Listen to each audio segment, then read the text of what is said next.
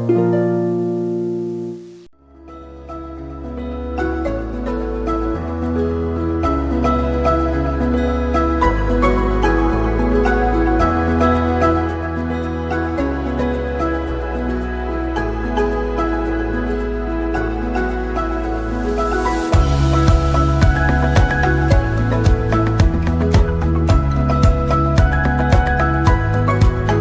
सभी को नमस्कार।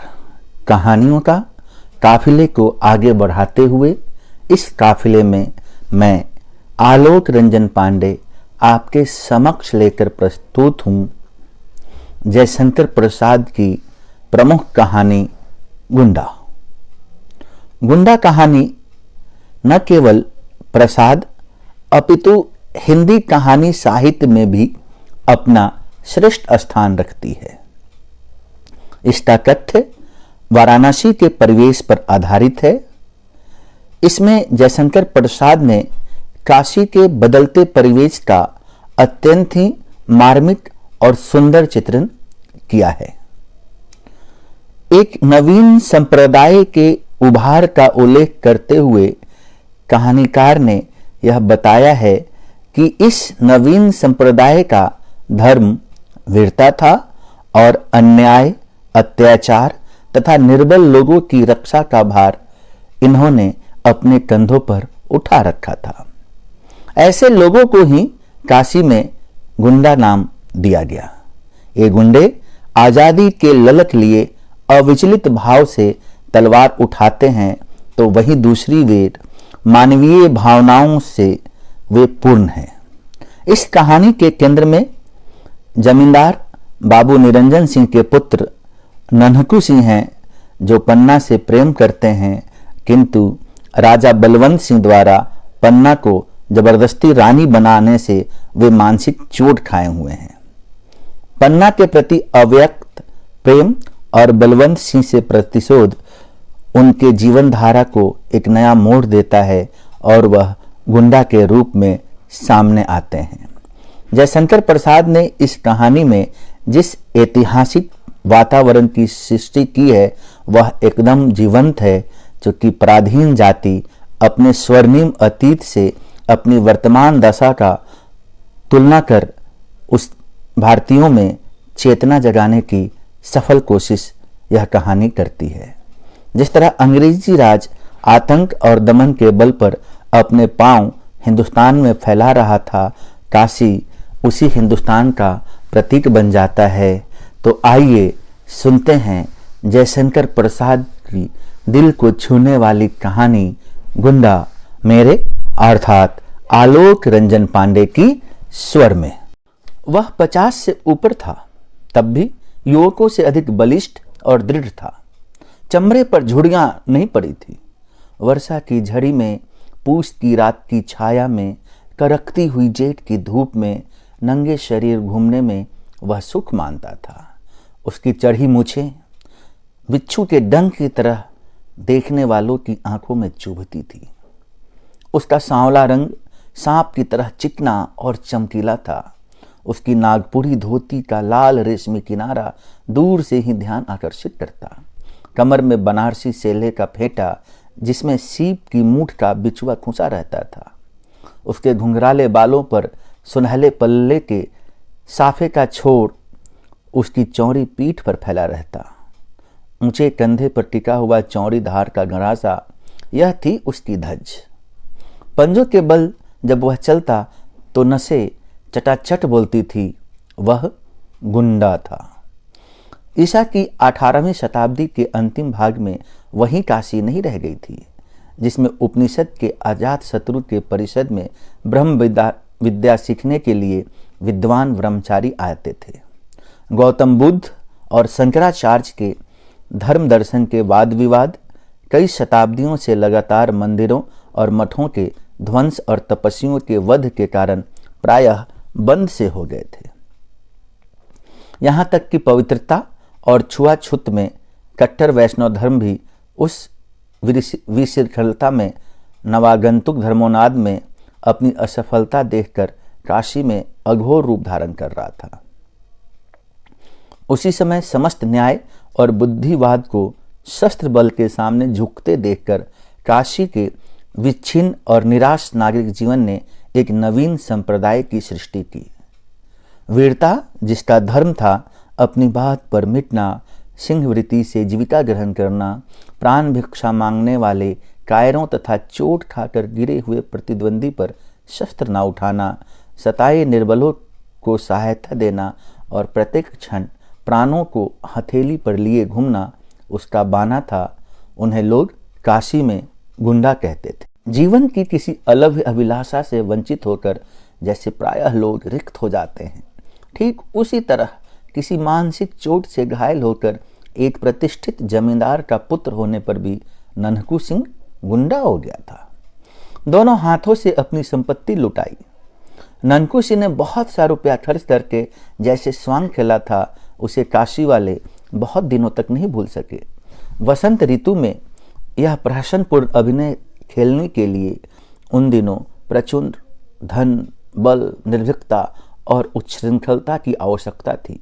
एक बार ननकू सिंह ने एक पैर में नूपुर, एक हाथ में तोड़ा, एक हाथ में काजल, एक कान में हजारों के मोती तथा दूसरे कान में फटे हुए जूतों का तल्ला लटकाकर, एक में जराऊं मूठ की तलवार, दूसरा हाथ आभूषणों से लदी हुई अभिनय करने वाली प्रेमिका के कंधे पर रखकर गाया था, कहीं बैगन वाली मिले तो बुला देना। प्रायः बनारस के बाहर की हरियालियों में अच्छे पानी वाले कुओं पर गंगा की धारा में मचलती हुई डोंगी पर वह दिखलाई पड़ता था। कभी कभी जुआखाने से निकलकर जब वह चौक पे आता तो काशी की रंगीली वेश्याएं मुस्कुराकर उसका स्वागत करती और उसके दृढ़ शरीर को सस्पृह देखती। वह तमोली की ही दुकान पर बैठकर गीत सुनता, ऊपर कभी नहीं जाता था।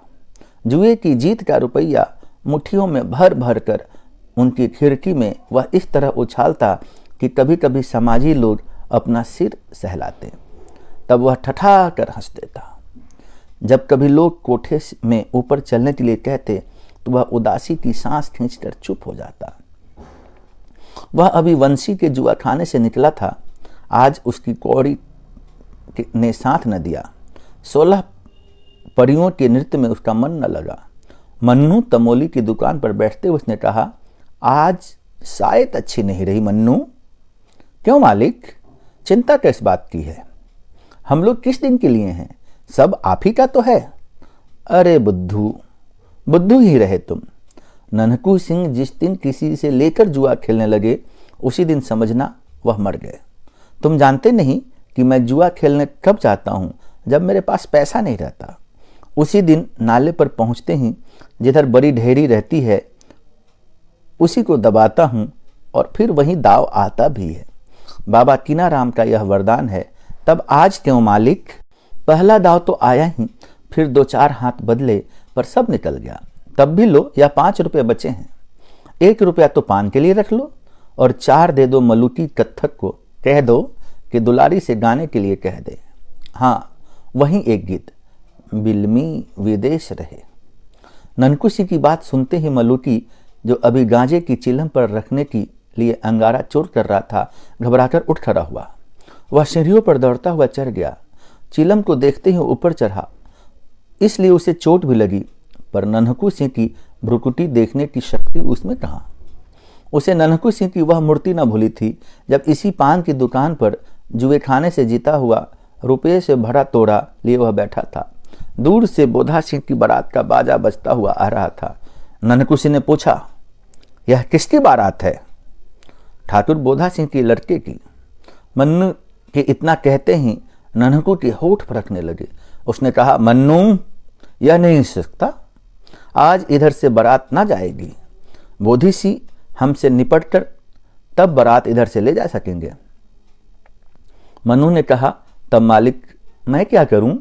ननकू गरासा कंधे पर से और ऊंचा करके मलुकी से बोला, मलुकिया देखता है, अभी जा ठाकुर से कह दे कि बाबू ननकू सिंह आज यहीं लगाने के लिए खड़े हैं, समझ कर आवें, लड़के की बारात है। मलुकिया कांपता हुआ ठाकुर बोधी सिंह के पास गया। बोधी सिंह और ननकू सिंह से 5 वर्ष का सामना नहीं हुआ है। किसी दिन नाले पर कुछ बातों में ही कहा सुनी होकर बीच बचाव हो गया था, फिर सामना नहीं हो सका। आज ननहुकी सिंह जान पर खेलकर अकेले खड़ा है। बोधी सिंह भी उस आन को समझते थे। उन्होंने मलूटी से कहा, जाबे कह दे कि हमको क्या मालूम कि बाबू साहब वहाँ खड़े हैं। जब वह हैं ही तो दो समधी जाने का क्या काम है। बोधी सिंह लौट गए और मलूटी के कंधे पर तोड़ा लाद कर बाजे के आगे ननकू सिंह बारात लेकर गए। ब्याह में जो कुछ लगा खर्च किया। ब्याह कराकर तब दूसरे दिन इसी दुकान पर आकर रुक गए। लड़के को और उसकी बाराती को उसके घर भेज दिया। मलूटी को भी 10 रुपया मिला था उस दिन। फिर ननकू सिंह की बात सुनकर बैठा रहना और यम को न्योता देना एक ही बात थी। उसने जाकर दुलारी से कहा, हम ठेका लगा रहे हैं, तुम गाओ, तब तक बल्लू सारंगी वाला पानी पीकर आता है। बाप रे, कोई आफत आई है क्या बाबू साहब? सलाम कहकर खिड़की से मुस्कुराकर झांका था कि ननकू सिंह उसको सलाम का जवाब देकर दूसरे एक आने वाले को देखने लगे। हाथ में हरौती की पतली सी छड़ी, आंखों में सुरमा, मुंह में पान, मेहंदी लगी हुई लाल दाढ़ी जिसकी सफ़ेद जड़ें दिखलाई पड़ रही थी, कुव्वेदार टोपी, छकलिया अंगरखा और साथ में लेसदार परत वाले 2 सिपाही। कोई मौलवी साहब हैं? ननकू हंस पड़ा। ननकू की ओर बिना देखे ही मौलवी ने एक सिपाही से कहा, जाओ दुलारी से कह दो कि आज रेजिडेंट साहब की कोठी पर मुजरा करना होगा। अभी चले, देखो तब तक हम जान अली से कुछ इत्र ले आ रहे हैं। सिपाही ऊपर चढ़ रहा था और मौलवी दूसरी ओर चले थे कि ननकू ने ललकार कर कहा, दुलारी, हम कब तक यहाँ बैठे रहें? क्या अभी सरंगिया नहीं आया? दुलारी ने कहा, वाह बाबू साहब, आप ही के लिए ही तो मैं यहाँ आ बैठी हूँ। सुनिए ना, आप तो कभी ऊपर। मौलवी जल उठा। उसने कड़क कर कहा, चौबदार, अभी वह सुअर की बच्ची उतरी नहीं। जाओ कोतवाल के पास मेरा नाम लेकर कहो कि मौलवी अलाउद्दीन कुबरा ने बुलाया है, आकर उसकी मरम्मत करे। देखता हूं तो जब से नवाबी गई इन काफिरों की मस्ती बढ़ गई है। कुबरा मौलवी, बाप रे। तमोली अपनी दुकान संभालने लगा। पास ही एक दुकान पर बैठकर ऊँघता हुआ बजाज चौक कर सिर में चोट खा गया। इसी मौलवी ने तो महाराज चेत सिंह से 3.5 सेर चींटी के शेर का तेल मांगा था। मौलवी अलाउद्दीन कुबरा, बाजार में हलचल मच गई। ननकू सिंह ने मनु से कहा, क्यों चुपचाप बैठोगे नहीं? दुलारी से कहा, वहीं से बाई जी, इधर उधर हिलने का काम नहीं, तुम गाओ। हमने ऐसे घसियारे बहुत से देखे हैं। अभी कल रमल के पासे फेंक कर अधेला अधेला मांगता था, आज चला है रौब गाटने। अब कुबरा ने घूमकर उसकी ओर देखकर कहा, कौन है यह पाजी? तुम्हारे चाचा बाबू ननकू सिंह। के साथ ही एक पूरा बनारसी झापर पड़ा। कुबरा का सिर घूम गया। लैस की परत वाले सिपाही दूसरी ओर भाग चले और मौलवी साहब चौंधिया कर जान अली की दुकान पर लड़खड़ाते गिरते पड़ते किसी तरह पहुंच गए। जान अली ने मौलवी से कहा, मौलवी साहब, भला आप भी उस गुंडे के मुंह लगने लगे? यह तो कहिए कि उसने गरासा नहीं तोल दिया। कुबरा के मुंह से बोली नहीं निकल रही थी। उधर दुलारी गा रही थी, विलमी विदेश रहे। गाना पूरा हुआ, कोई आया गया नहीं। तब ननकू सिंह धीरे धीरे टहलता हुआ दूसरी ओर चला गया। थोड़ी देर में एक डोली रेशमी पर्दे से ढकी हुई आई। साथ में एक चौबदार था। उसने दुलारी को राजमाता पन्ना की आज्ञा सुनाई। दुलारी चुपचाप डोली पर जा बैठी। डोली धूल और संध्या काल के धुएं से भरी हुई बनारस की तंग गलियों से होकर शिवालय घाट की ओर चली। श्रावण का अंतिम सोमवार था। राजमाता पन्ना शिवालय में बैठकर पूजन कर रही थी। दुलारी बाहर बैठी कुछ अन्य गाने वालियों के साथ भजन गा रही थी। आरती हो जाने पर फूलों की अंजलि बिखेर कर पन्ना ने भक्ति भाव से देवता के चरणों में प्रणाम किया। फिर प्रसाद लेकर बाहर आते ही उन्होंने दुलारी को देखा। उसने खड़ी होकर हाथ जोड़ते हुए कहा, मैं पहले ही पहुंच जाती, क्या करूं? वह कुबरा मौलवी नगोरा आकर रेजिडेंट की कोठी पर ले जाने लगा। घंटों इसी झंझट में बीत गया। सरकार, कुबरा मौलवी, जहां सुनती हूं उसी का नाम। सुना है उसने यहां भी आकर कुछ। फिर न जाने क्या सोचकर बात बोलते हुए पन्ना ने कहा, हाँ, तब फिर क्या हुआ? तुम कैसे यहाँ आ सकी? बाबू ननकू सिंह उधर आ गए।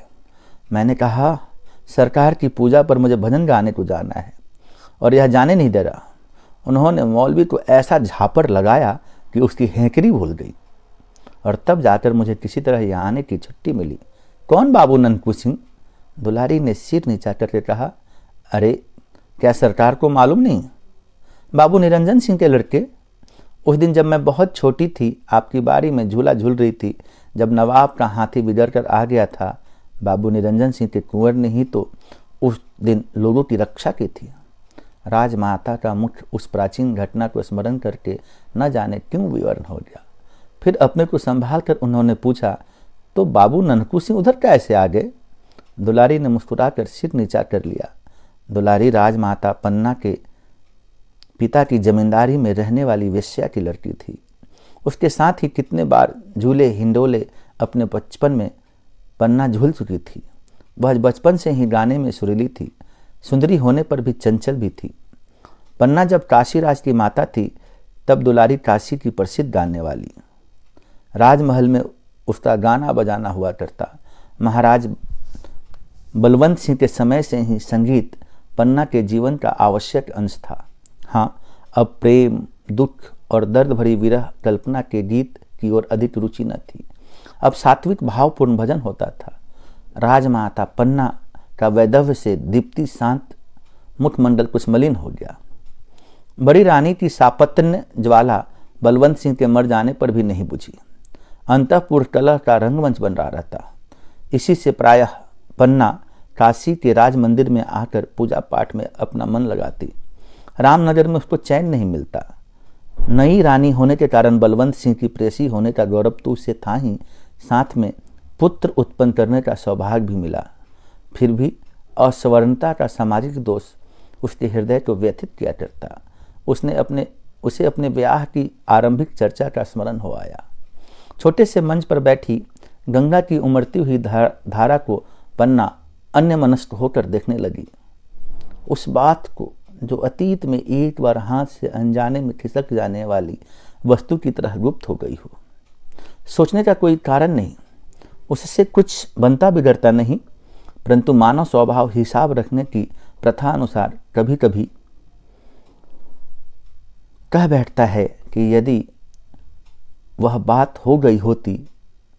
ठीक उसी तरह पन्ना भी राजा बलवंत सिंह द्वारा बलपूर्वक रानी बनाई जाने के पहले ही की एक संभावना को सोचने लगी थी। सो भी बाबू ननकू सिंह का नाम सुन लेने पर। गेंदा मुहलगी दासी थी।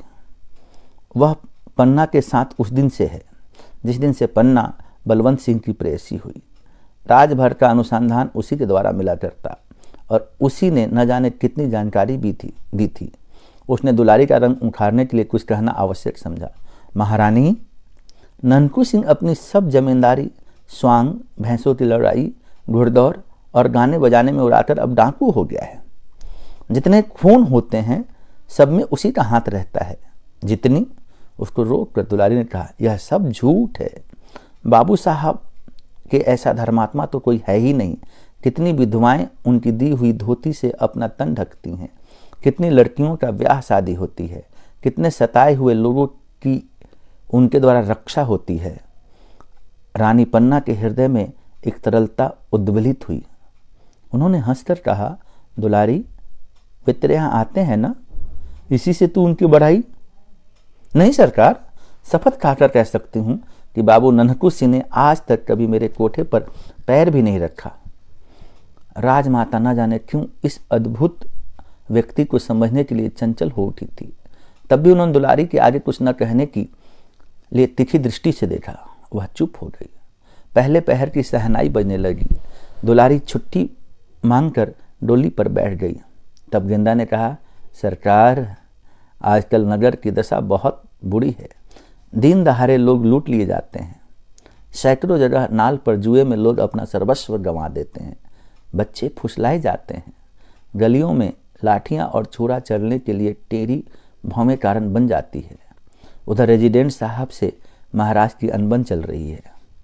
राजमाता चुप रहीं। दूसरे दिन राजा चेत सिंह के पास रेजिडेंट मार्कहेम की चिट्ठी आई, जिसमें नगर की दुर्व्यवस्था की कड़ी आलोचना थी।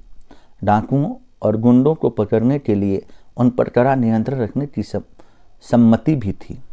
कुबरा मौलवी वाली घटना का भी उल्लेख था। उधर हेस्टिंग्स के आने की भी सूचना थी। शिवालय घाट और रामनगर में हलचल मच गई। कोतवाल हिम्मत सिंह पागलों की तरह, जिसके हाथ में लाठी, लोहांगी, गड़ासा, बिछुआ और करौली दिखते, उसी को पकड़ने लगते। एक दिन नन्हकू सिंह सुंभा के नाले के संगम पर ऊंचे से टीले की घनी हरियाली में अपने चुने हुए साथियों के साथ दूधिया छान रहे थे। गंगा में उनकी पतली डोंगी बड़ की जटा से बंधी थी। कथकों का गाना हो रहा था। 4 उलाकी ईके कसाए खड़े थे। ननकू सिंह ने अकस्मात कहा, मल्लुकी, गाना जमता नहीं है, उलाकी पर बैठ कर गाओ, दुलारी को बुला लाओ। मल्लुकी वहाँ मजीरा बजा रहा था, दौड़कर इक्के पर जा बैठा। आज ननकू सिंह का मन उखड़ा हुआ था। बूटी कई बार छानने पर भी नशा नहीं। 1 घंटे में दुलारी सामने आ गई। उसने मुस्कुरा कर कहा, क्या हुक्म है बाबू साहब? दुलारी, आज गाना सुनने का मन कर रहा है। इस जंगल में? क्यों? उसने सशंक होकर कुछ अभिप्राय से पूछा। तुम किसी तरह का खटका ना करो। ननकू सिंह ने हंसकर कहा, यह तो मैं उस दिन महारानी से भी कह आई हूँ। क्या? किससे? राजमाता पन्ना देवी से। फिर उस दिन गाना नहीं जमा। दुलारी को ने आश्चर्य से देखा कि तानों ने ननकू सिंह की आंखें तर हो जाती हैं। गाना बजाना समाप्त हो गया था। वर्षा की रात में झिल्लियों का स्वर उस झुरमुट में गूंज रहा था। मंदिर के समीप ही छोटे से कमरे में ननकू सिंह चिंता निमग्न बैठा था। आंखों में नींद नहीं और सब लोग तो सोने में लगे थे। दुलारी जाग रही थी। वह भी कुछ सोच रही थी। आज उसे अपने को रोकने के लिए कठिन प्रयत्न करना पड़ रहा था, किंतु असफल होकर वह उठी और ननकू के समीप धीरे धीरे चली आई। कुछ आहट पाते ही चौंक कर ननकू सिंह ने पास ही पड़ी हुई तलवार उठा ली। तब तक हंसकर दुलारी ने कहा, बाबू साहब, यह क्या, स्त्रियों पर भी तलवार चलाई जाती है? छोटे से दीपक के प्रकाश में वासना भरी रमणी का मुख देखकर ननकू हंस पड़ा। उसने कहा, क्यों बाई जी, क्या इसी समय जाने की पड़ी है? मौलवी ने फिर बुलाया है क्या? दुलारू ननकू के पास बैठ गई। ननकू ने कहा, क्या तुमको डर लग रहा है? नहीं, मैं कुछ पूछने आई हूं। क्या? क्या यही कि कभी तुम्हारे हृदय में? उसे न पूछो दुलारी। हृदय को बेकार ही समझ कर तो उसे हाथ में लिए फिर रहा हूं। कोई कुछ कर देता, कुचलता, चीरता, उछालता, मर जाने के लिए सब कुछ भी तो करता हूं, पर मरने नहीं पाता। मरने के लिए भी कहीं खोजने जाना पड़ता है।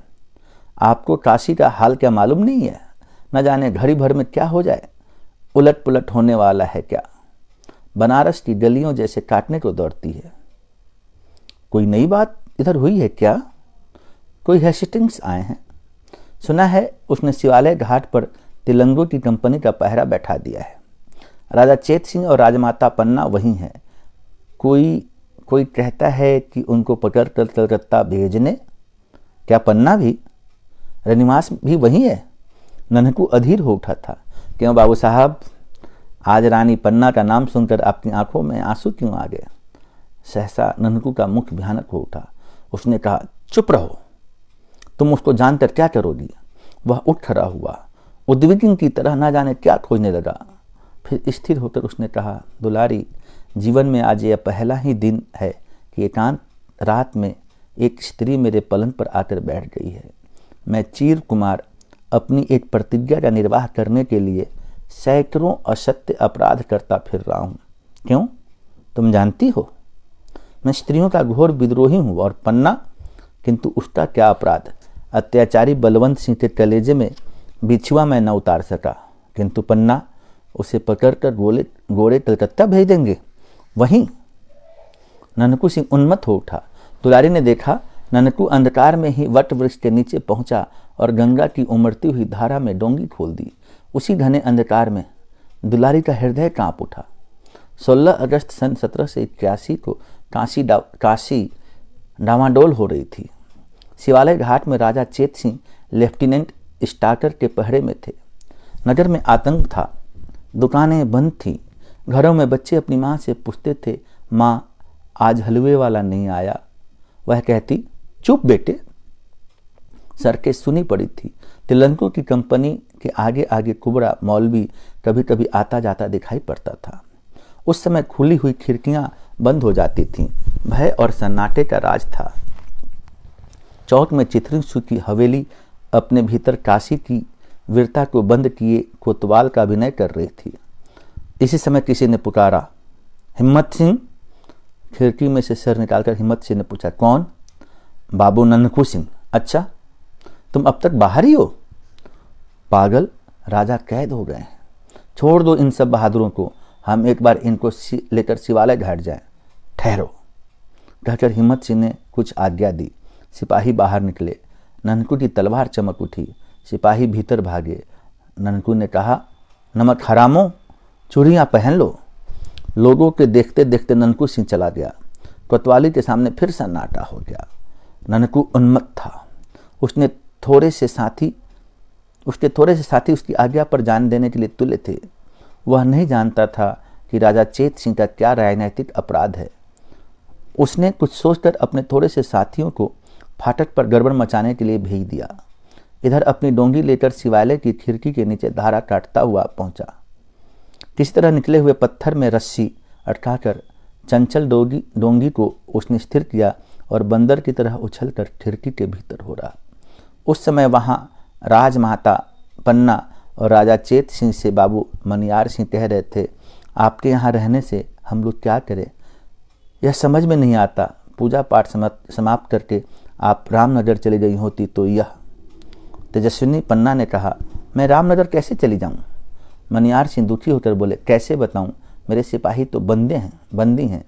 इतने में फाटक पर कोलाहल मचा। राज परिवार अपनी मंत्रणा में डूबा था कि ननकू सिंह का आना उन्हें मालूम हुआ। सामने का द्वार बंद था। ननकू सिंह ने एक बार गंगा की धारा को देखा। उसमें एक नाव घाट पर लगने के लिए लहरों से लड़ रही थी। वह प्रसन्न हो उठा। इसी की प्रतीक्षा में वह रुका था। उसने जैसे सबको सचेत करते हुए कहा, महारानी कहाँ हैं? सबने घूम कर देखा। अपरिचित और वीर मूर्ति, शस्त्रों से लदा हुआ पूरा देव। चेत सिंह ने पूछा, तुम कौन हो? राज परिवार का एक बिना दाम का सेवक। पन्ना के मुंह से हल्की सी एक सांस निकल कर रह गई। उसने पहचान लिया, इतने वर्षों बाद भी वही ननकू सिंह। मनियार सिंह ने पूछा, तुम क्या कर सकते हो? मैं मर सकता हूँ। पहले महारानी को डोंगी पर बिठाइए, नीचे दूसरे डोंगी पर अच्छे मल्लाह हैं, फिर बात कीजिए। मनियार सिंह ने देखा, जनानी ड्योढ़ी का दरोगा राज की एक डोंगी पर 4 मल्लाहों के साथ खिड़की से नाव सटाकर प्रतीक्षा में है। उन्होंने पन्ना से कहा, चलिए मैं साथ चलता हूँ। और चेत सिंह को देखकर पुत्र वत्सलता ने संकेत से एक प्रश्न किया। उसका उत्तर किसी के पास न था। मनियार सिंह ने कहा, तब मैं यहीं। ननकू ने हंसकर कहा, मेरे मालिक, आप नाव पर बैठें। जब तक राजा भी नाव पर न बैठ जाएंगे तब तक 17 गोली खाकर भी ननकू सिंह जीवित रहने की प्रतिज्ञा करता है।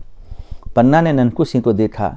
एक क्षण के लिए चारों आंखें मिली, जिनमें जन्म जन्म का विश्वास ज्योति की तरह जल रहा था। फाटक बलपूर्वक खोला जा रहा था। ननकू ने उन्मत्त होकर कहा, मालिक जल्दी कीजिए। दूसरे क्षण पन्ना डोंगी पर थी और ननकू सिंह फाटक पर स्टार्टर के साथ। चेतराम ने आकर एक चिट्ठी मनियार सिंह के हाथ में दे दी। लेफ्टिनेंट ने कहा, आपके आदमी गड़बड़ मचा रहे हैं। अब मैं अपने सिपाहियों को गोली चलाने को नहीं रोक सकता। मेरे सिपाही यहाँ हैं साहब, मनियार सिंह ने हंसकर कहा। बाहर कोलाहल बढ़ने लगा। चेतराम ने कहा, पहले चेत सिंह को कैद कीजिए। कौन ऐसी हिम्मत करता है? कर कहते हुए बाबू मनियार सिंह ने तलवार खींच ली। अभी बात पूरी न हो सकी थी कि कुबड़ा मौलवी वहाँ पहुँचा। यहाँ मौलवी साहब की कलम नहीं चल सकती थी और न ये बाहर ही जा सकते थे।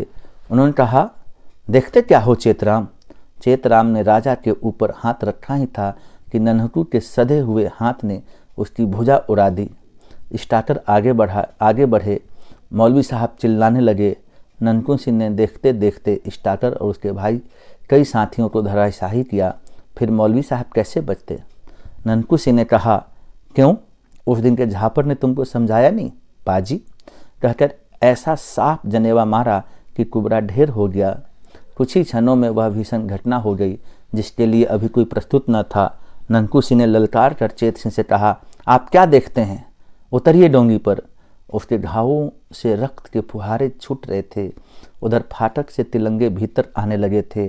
चेत सिंह ने खिड़की से उतरते हुए देखा कि 20 तिलंगों की संगिनी में वह अविचलित होकर तलवार चला रहा है। ननकू चट्टान सदृश शरीर से गैरिक की तरह रक्त की धारा बह रही है। गुंडे का एक एक अंग कटकर वहीं गिरने लगा। वह काशी का गुंडा था। तो कैसी लगी आपको यह जयशंकर प्रसाद की कहानी गुंडा? ऐसी ही कहानी सुनने के लिए आप लोकबात चैनल को सब्सक्राइब करना ना भूलिए। तो फिर मिलते हैं किसी एक नई कहानी के साथ। धन्यवाद।